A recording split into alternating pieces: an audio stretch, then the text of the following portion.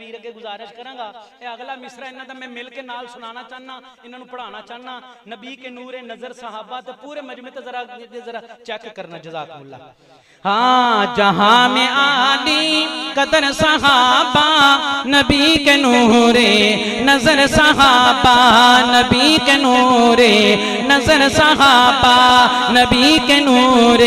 نظر صحابہ سبھی ہے جنتی بشر صحابہ سبھی ہے جنتی بشر صحابہ نبی کے نور نظر صحابہ نبی کے نور نظر صحابہ ہاتھ بلند کر کے کہنا نبی کے نور نظر صحابہ نبی کے نور نظر صحابہ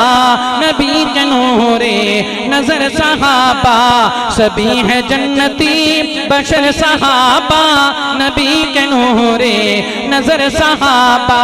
بڑے ہیں اونچے مقام ان کے فرشتوں جیسے ہیں کام ان